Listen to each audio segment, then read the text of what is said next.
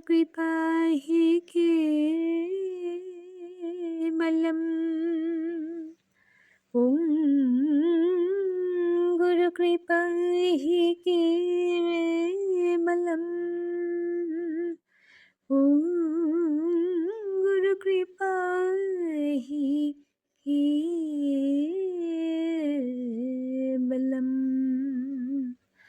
ॐ गुरुश्रीचरणशरणम्।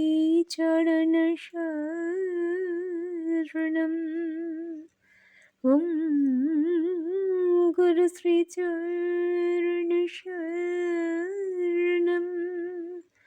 ॐ गुरुश्रीचरणशरणम्।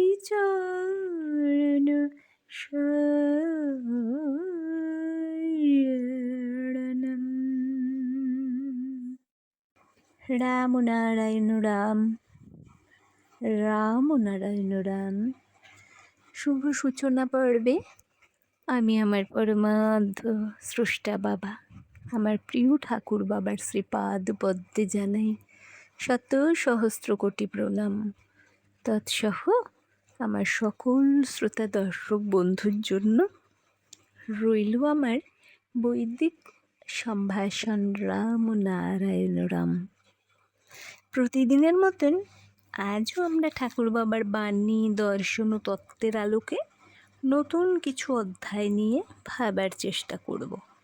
আজকের বিষয়টি তাই শুধু শোনার নয়, নিজের অন্তরের সাথে মিলিয়ে অনুভব করার।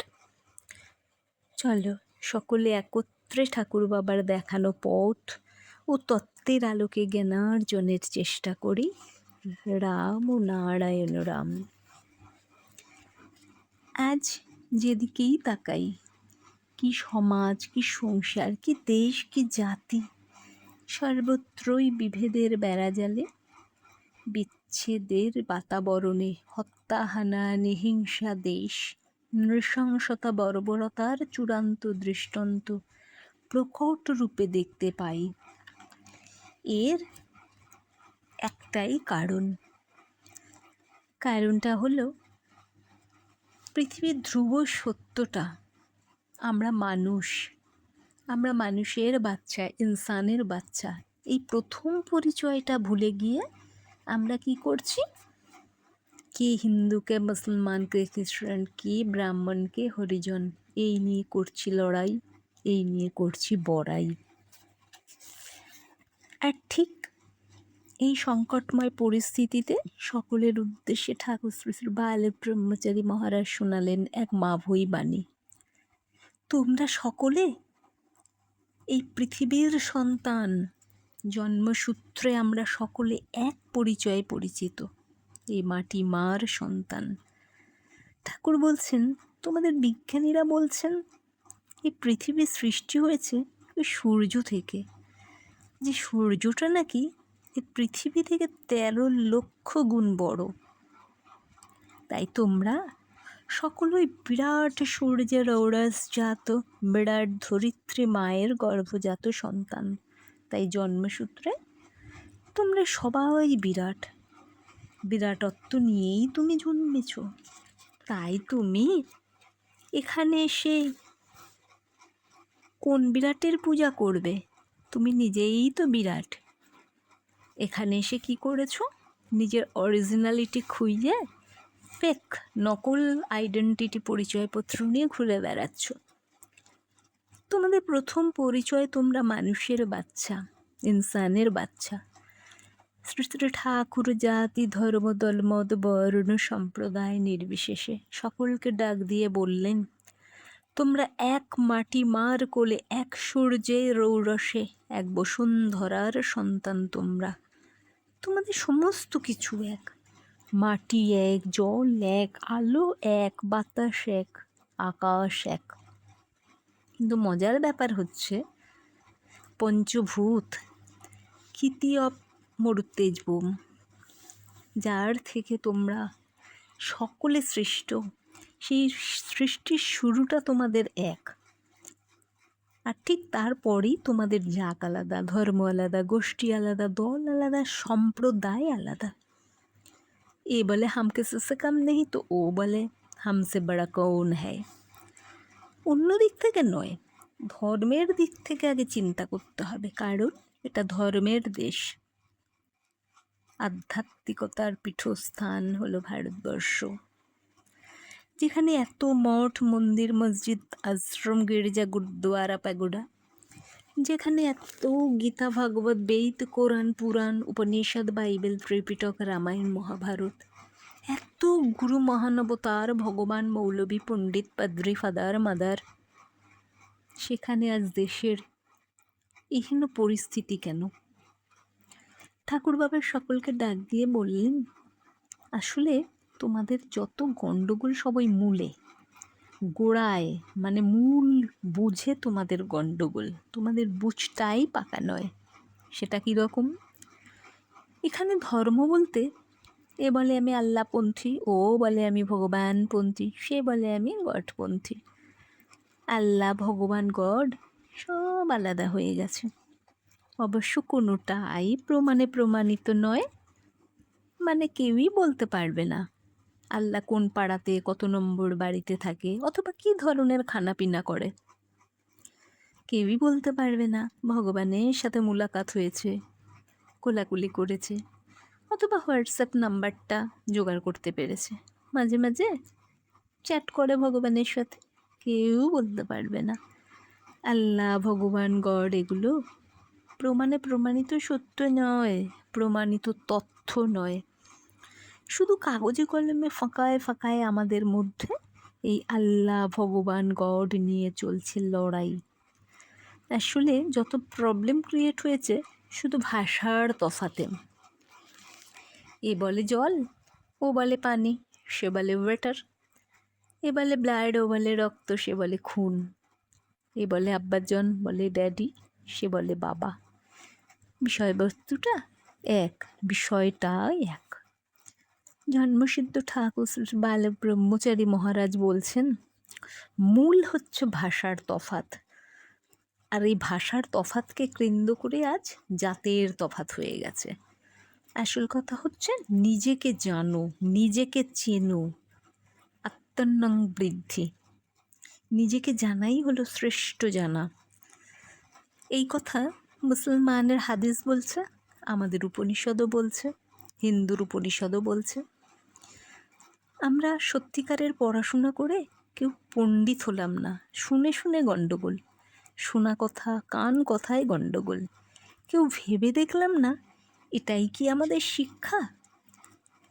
যে শিক্ষা আমাদের জ্ঞানী বানায় না, পণ্ডিত বানায় না, সেই শিক্ষায় আমাদের কোনো লাভ নেই। তথাকথিত এখানকার কিতাবি শিক্ষা আমাদের কিছু খেতাব দিয়েছে, আর একটা ভালো চাকরি বা ব্যবসা, কাউকে হয়তো সেটুকুও দেয়নি। কিন্তু সেই শিক্ষাটা আমরা ইমপ্লিমেন্ট করছি কোথায়? স্বামী বিবেকানন্দ খুব দামি একটা কথা বলে গেছেন, জানো তো? Education is not only information but also application, the practical demonstration of life. শিক্ষা শুধুমাত্র তথ্যজ্ঞান নয়, তার ব্যবহারিক প্রয়োগ দরকার। আমরা কি সত্যিই সেই শিক্ষার ব্যবহারিক প্রয়োগ বাস্তবে করছি না, কেউ করি না। তাই তো আজ এই শিক্ষার ধারায় সমাজের সর্বত্র ক্রিমিনালিজম বেড়েছে, ক্রিমিনালের সংখ্যা বেড়েছে, আর বেড়েছে জঙ্গিবাদ, আতঙ্কবাদ, সন্ত্রাসবাদ। বাদ আর দেওয়া যাচ্ছে না, সব বাদাবাদি নিয়েই গণ্ডগোল। শ্রী ঠাকুর বলছেন, এখানে কেউ হিন্দু হয়ে জন্মাওনি, মুসলমান হয়েও জন্মাওনি, খ্রিস্টান হয়েও জন্মায়নি। বুঝতে হবে এই তথ্যটা। ল্যাংটা ফকির নাগা সন্ন্যাসী সর্বসংস্কার মুক্ত উলঙ্গ দেব স্বামী চেহারা নিয়ে পৃথিবীর বুকে যখন জন্মায়, তখন কোনো শিশুর গায়ে জাতের স্ট্যাম্প মারা থাকে না। এই সমাজ টিকি দাঁড়ে সুন্নত দিয়ে হিন্দু মুসলমান বানিয়েছে, সেখানেও গণ্ডগোল। লালন ফকির বললেন অন্য কথা। কি বললেন লালন ফকির গানের ভাষায়? কেউ মাল্লা কেউ তসবি গলায়, তাইতে কি জাত ভিন্ন বলয়ে, কেউ মালা কেউ তছবি গলায়, তাইতে কি জাত ভিন্ন বলয়ে, যাওয়া কিংবা আষাঢ় বেলায়, জাতের চিহ্ন রয় কার রে, যদি সুন্নাত দিলে হয় মুসলমান, নারীর তবে কি হয় বিধান, সুন্নাত দিলে হয় মুসলমান, নারীর তবে কি হয় বিধান, বামন চিনি পইতে প্রমাণ, বামন চিনি পইতে প্রমাণ, আর বামন চিনি কিসে রে, সব লোকে কয় লালন কি যাতে সংসারে। বলুন না আমার শিক্ষিত সমাজের শিক্ষিত বন্ধুরা, ইমপ্লিমেন্ট করেছেন এই শব্দটাকে, নাকি লালন ফকিরকে অস্বীকার করবেন, করতে পারবেন না? অবশ্য করতে পারেন, আপনারা অনেক কিছু করতে পারেন, কারণ আপনারা so-called educated person in the society, আপনারা অনেক কিছু করতে পারেন, কিন্তু লালন ফকিরের এই তত্ত্বটাকে খণ্ডন করবেন কি করে? আমরা কি কখনো এটাকে ইমপ্লিমেন্ট করেছি সমাজের বুকে? কেউ করেছি? তার জন্য এতটুকু অবদান আছে আমাদের? আমরা মনুষ্যত্বের বড়াই করি, অথচ আমাদের না আছে মান, না আছে হুঁশ। বড়াই করি আমরা মানুষ, পৃথিবীর শ্রেষ্ঠ জীব। সর্বাগ্রে আমাদের মনে রাখতে হবে আমাদের জন্মগত অরিজিনাল পরিচয়টা। আমাদের প্রথম পরিচয় হলো আমরা মানুষের বাচ্চা, ইনসানের বাচ্চা। তাহলে কি বলবো? আমাদের মান আছে, হুঁশ আছে? কিচ্ছু নাই। প্রাক্তন রাষ্ট্রপতি, বিখ্যাত বিজ্ঞানী আবুল কালাম আজাদ একবার এক জায়গায় বলেছিলেন, হাঁসের বাচ্চা হাঁস হয়, মুরগির বাচ্চা মুরগি হয়, কিন্তু মানুষের বাচ্চা মানুষ হয় না, মানুষ বানাতে হয়।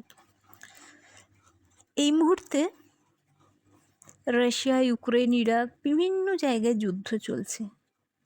একই সময় সেখানে যে বাচ্চা জন্মাচ্ছে, আবার আমার তোমার ঘরে যে বাচ্চা জন্মাচ্ছে, এক ইউনিভার্সাল টিউন নিয়ে সব কটা বাচ্চা জন্মাচ্ছে। কি সেই টিউন? ওয়া ওয়া। কে শেখাত ওকে এই ইউনিভার্সের সহজাত সুর? ওয়া ওয়া। জন্মের সময় কোনো শিশু কি হরে কৃষ্ণ হরে রাম নাম গাইতে গাইতে আসে? আসে না। অথবা কোনো শিশু আল্লাহু আকবার আজান দিতে দিতে আসে? আসে না। অথবা কোনো শিশু salutation to God, you are the noble one, you are the supreme one বলতে বলতে আসে? আসে না। আবার দেখো, মৃত্যু পথযাত্রী প্রতিটা মানুষ শেষ নিঃশ্বাসটা ত্যাগ করার সময় কোনো কবিতা বা গান গাইতে পারে না, তখন তার একটাই ধ্বনি, একটাই শব্দ, কসমিক সাউন্ড।